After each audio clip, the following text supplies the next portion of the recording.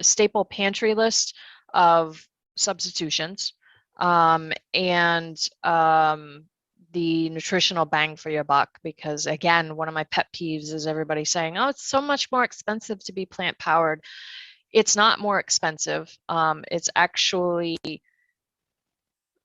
more inexpensive. And I go the whole, again, I'm a big picture person, so I'm going years and years down the road when I've worked for doctors' offices in hospitals, hospital surgeon, I've worked for chiropractors, I've worked for insurance companies, and I've worked for insurance administrators that didn't want to pay, doctors did. So I've been in the medical field for a really long time.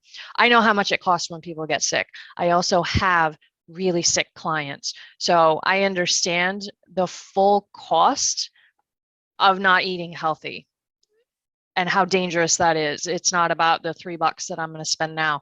We pay almost $8 to get organic, actual free range eggs at the grocery store. That's more expensive, but I also understand the ramifications of paying $1 or $2 for a dozen eggs down the road and what that does to the planet, what that does to my health. And I know how much that's going to cost me down the road, because I lost my family very early on.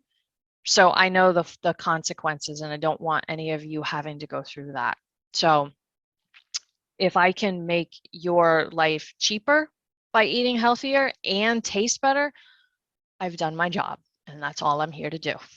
So, anybody have any questions? I have a very simple question though. The broccoli and cauliflower rice, is there a way to do that if you don't have an actual old-fashioned ricer? Or is that what you need? I'm again, simplicity queen here. I don't go through that whole ricing thing. I literally buy the bags of the stuff processed. Now, they can get expensive. I mean, it is $8-9 for a huge bag of the cauliflower rice. You can use a food processor. If you have a food processor, if you just put it on, which one is it? There's an attachment where you would normally shred carrots, and it has two options, like either a wide shred or a thin shred. If you use that thin shred, the cauliflower and the broccoli, when you put it through there, it's going to automatically puree it into like little rice crumbles. And I think that's usually how, in the recipes that I've seen, they tell you how to do it. But again, sometimes I do pay for the convenience, so I'll just buy the huge bag of, it's Green Giant, and they have it. And actually, Walmart now has their own blends. The Great Value brand, they have cauliflower rice. They don't have it in the big bags though, and I buy big bags because we eat a lot of it, and you'll find that it's actually cheaper to buy things in bulk and bigger bags than the smaller ones. So yeah, you don't have to do that yourself. It's some things I just like somebody with a big machine to do that for me, because I don't have time to do all of it. You know, you got to pick and choose your battles. Okay, thanks. You're welcome. Yeah. Can you make a healthy, okay, good question. Can you make a healthy bread in a bread maker? Well, the first place that I'll start is that any bread that you're making yourself is going to be a healthier bread than what you find in the store. That's actually how my husband started with his, with my obsession. It's my obsession. Let me rephrase that. It's not his obsession of making pizza dough and doughs now, it's mine. That's how he started. We had a bread maker. It was during the pandemic.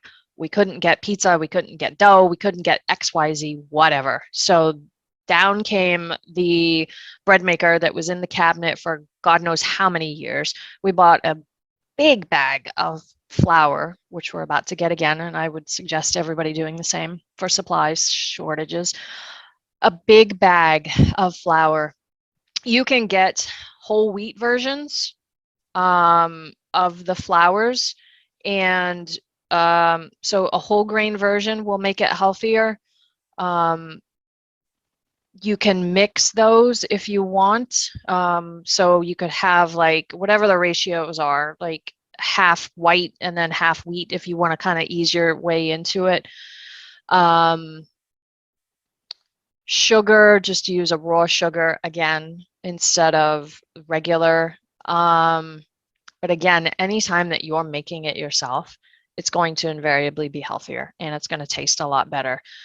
So that's how we started doing it. At this point, he doesn't even measure. He just knows how to make dough. And it tastes a million times different than if we get pizza somewhere else or we get bread somewhere else. You can't really do sprouted grains in a bread maker. So those are going to be a little tougher.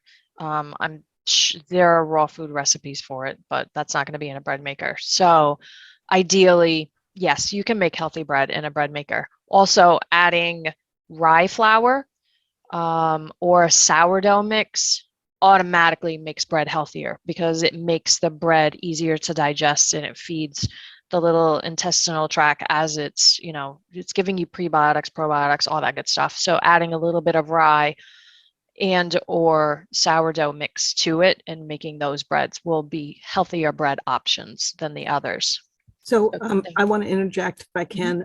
Beverly, I know we have a bread making class this morning happening. And I know in that class, the instructor makes a white bread dough, but she also says she never eats it herself. What she does is she does a combination of whole wheat and then she grinds whole grains and adds that to her bread. And she told individuals in the class, you don't want to use all whole wheat flour because it is just too dense and heavy. So when Alicia was saying, use a combination of like, say, half white, half whole wheat, you want to start there first to find the right combination for that density. And I know, Kathy, I know you're a bread maker too. So do you know what the ratio usually is? Oh, it depends. It's just all really personal preference. I started out heavy and lightened it up and, trial and error. And also different flours, quinoa and things like that I tried in pizza dough and some of it was just too much like cardboard. And so you just really got to mix and match and experiment. Yeah. So Beverly, in town, John Edwards, they have whole grains that you can buy. And like I said, Roberta just puts them in her processor and just grinds them up. So they're really rough still, but adds that to her dough and it makes much healthier. Lots more fiber. That's Should have let you two answer that question. That was way easier. I didn't know I had a bread expert here. I would have just pawned that one right off. I'm not a baker. Another question, stevia, truvia, no. That's a tough one. I'm not a fan of stevia. I don't like the bitter taste to it. I think from what I understand, because there are 9 million things that you'll find when you look this up online, whole stevia itself, like if you have a stevia plant, great. Like that, if you want to drop that in your tea, that's amazing. But the processed stuff that's in the store, and I think the Truvia brand was one that they said is a no-no. It's not really truly stevia, or they add stuff to it. It's just not as good of a quality. It really depends. It depends on your taste and it depends on your lifestyle goals. I don't like the taste of stevia. I love that there's an herb. Jean knows I'm an herb freak. Like I love herbs. And I love the fact that there's an herb that's an actual sweetener out there. If you can get it whole, I'm a big fan of it. But sometimes the stuff, I don't really trust food manufacturers. I'm not going to go on a tirade. I'm just going to leave it at that. And you can expand on that in your own mind. I don't really trust stuff once it claims and marketing and stuff like that. They're 20 steps ahead of us. And from what I've understood, a lot of the stevia in the store, stevia, is not truly what they say it is. It's a green leaf that somehow turns white into a powder. So I don't know. It just seems weird to me. And I don't like the aftertaste. It reminds me of Splenda and all those other ones we used to use a long time ago. Sweet and Low, and then what was the blue one? or whatever. Yes, that's it. Thank you. It reminds me of that because of the bitter aftertaste. But real stevia itself, like as a leaf, is delicious. It doesn't have those. So it's really your call. You can use it as a replacement. It is still going to be healthier than, some of the other crap that's than equal or sweet and low. It is a better option than those. I'm not a anti-sugar person. Like, I don't use a lot of it. Probably don't use it that much at all. The amount of sugar that I just use regular sugar, like the raw sugar, because I don't use enough for it to bother me. And I'm not one of those people that sugar is going to kill you. Sugar is going to kill you if you're eating like 3-4 tablespoons a day, and they put it in everything. So you do have to watch it, but I'm not like on that end of the spectrum that no sweet whatsoever. Agave instead of raw sugar in a bread recipe, no. And I actually, Kathy can answer that one, because the liquid that's in agave is going to cause a problem. Same thing with molasses, or unless you're making molasses cookies, which if anyone wants to send me molasses cookies, I love them. It's the liquid ratio is what it's going to throw off and everything. That's correct, right, Kathy? Agave is just. I don't know that. I would tend to disagree because really? I know Chester Pipes used to make an oatmeal bread that was just to die for, and she would do up the oatmeal and then she would add molasses, and molasses also was added, I think, to the whole wheat bread that they made, just to give it a little sweetness. I think it's just a matter of the ratio. Okay. So you probably could use it. It'll have it's going to have a very neutral, mild, if any, flavor. So it would work like sugar. You're just going to have to adjust the amount of the other liquids that you're putting in there. Yeah. I would say try it and let us know. Yeah. And don't forget where I live. And then you can try making the cinnamon rolls. And if you need quality control here at Adult Ed, we're always willing to throw ourselves in front of that bus. You better believe it. And Jean makes a mean ginger snap too, speaking of molasses, or kind of thing. So just saying. Again, I'm just saying, some people know, you got my address, Jean. Ginger snaps are real good. Let me just say, I am a cookie monster, so I'm interested in how you can adjust recipes with additional, to make them healthier. But there's something in its chemistry. So, to have a good ginger snap where it's crunchy on the outside and chewy on the inside. You dip it in the tea. Oh yeah, or a snickerdoodle. Ooh. Yeah. So. Never been able to make that one healthy, so I just stopped making that one. Just moderation. That's what I keep telling myself. But it makes 12 cookies, and then I got to eat all 12 cookies. That's moderation. The trick to that is make the dough, bake up a couple, freeze the rest. Oh. No. Because then I gotta heat the oven. I gotta, it's just. No, it's all right. I like that option. Freezing works really well. And then it'll go in the freezer, or I'll forget about it. So then that's total portion control. Thank you. That's absolutely works really well.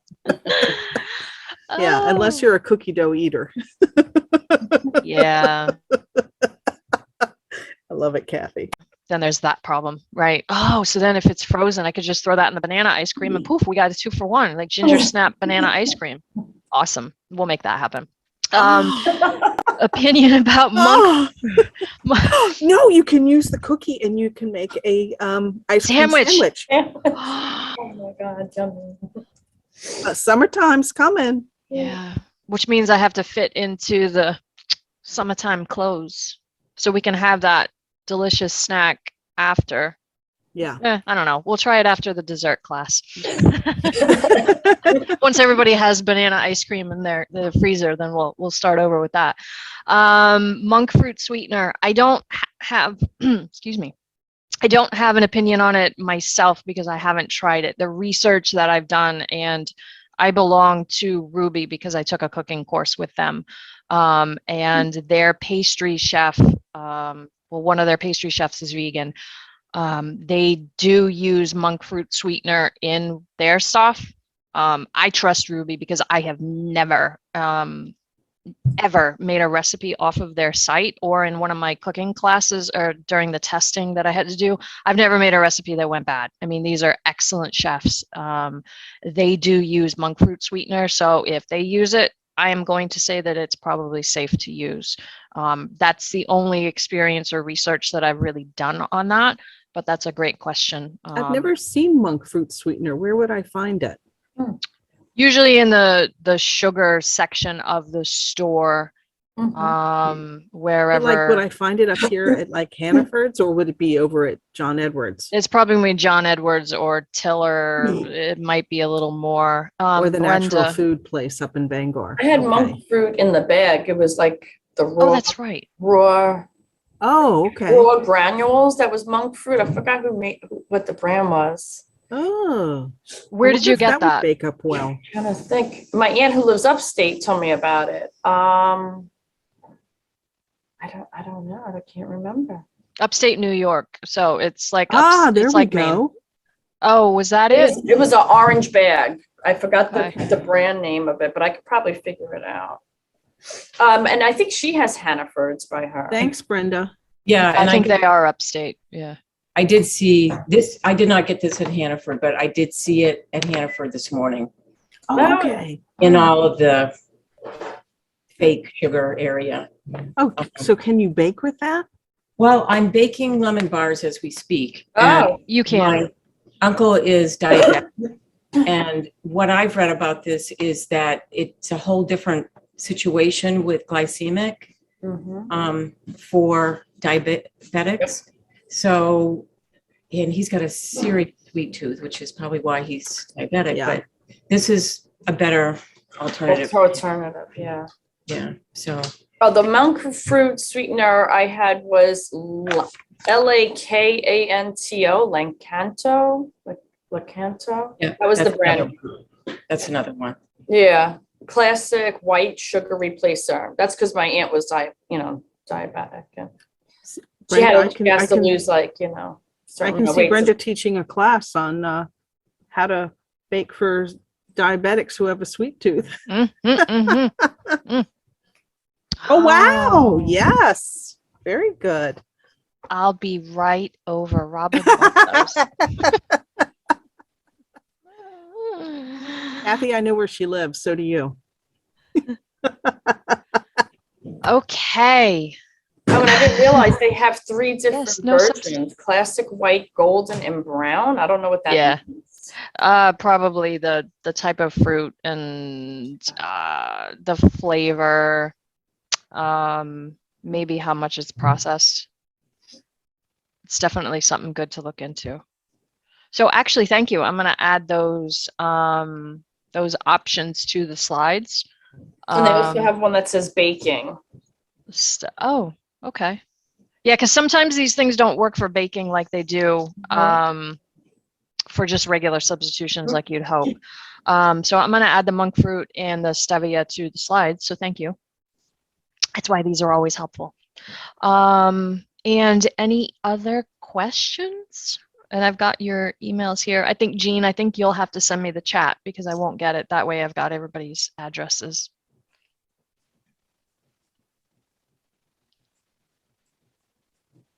Okay.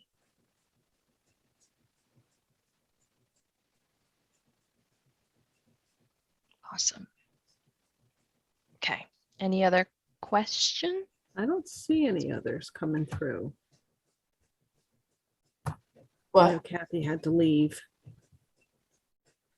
I like that she's not going to tell her husband. I don't tell mine either. Sometimes what people don't know doesn't hurt them. It actually makes them healthier. Yeah. I love that. Thank you. This was really helpful. I'm sorry I was a little bit late.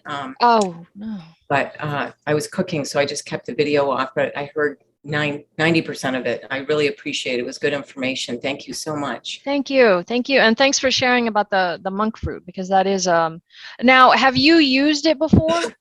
This is my first time. trial with it. It looks like sugar, And it's, it's like granular and white, and it's supposedly it's much sweeter than sugar, so you don't use as much. Okay. And I looked for recipes specifically with it because, just what you said, if it calls for a cup of sugar and you can only use a half a cup, then everything else changes. So this recipe was specifically with monk fruit. Oh, perfect. Yeah. If you, I'm curious about the flavor of it, like whether it's, like I said, with the stevia, there's a little bitter. It tastes good. Good. Okay. Awesome. So that's a good one to know then. Because we're always looking, if you can get a sugar that's made from a fruit and it's healthier or an herb, those are the ways to go. So yeah, and I know monk fruit's growing in popularity too. And I don't know, one thing I haven't looked into is the sustainability, like where is this coming from and how are we getting it? I don't know that. Yeah, and those are rabbit holes. Those are rabbit holes. Right. He's 84, so I figure, the amount of monk fruit he's going to use in his lifetime. It's okay. Okay. Yeah. As long as he gets his sweet tooth satiated, that's all we care about. That's all we care about. Without the sugar. Yeah. So, awesome. Thank you again. Oh, thank you. Thank you guys for being interested, because I was really excited about this one. Like, I don't know. I'm excited to teach, but some of them are just like, oh my God, more exciting. And this is definitely a more exciting one for me. So thank you. Thank you for making my brain work. Thank you. Tap into it. Thank you. Thank you all. Thank you, everybody. And I'll send out those emails either sometime over the weekend or at least by Monday morning. You'll get all the goodies of the class and everything. Great. I know Jean's got a bunch of other stuff. Thank you. Thanks for bringing this to us through Adulthood. I appreciate that. Oh, great. Thank you. Have a great weekend. Jean's the best. Bye. And Alicia, if you'll stay on.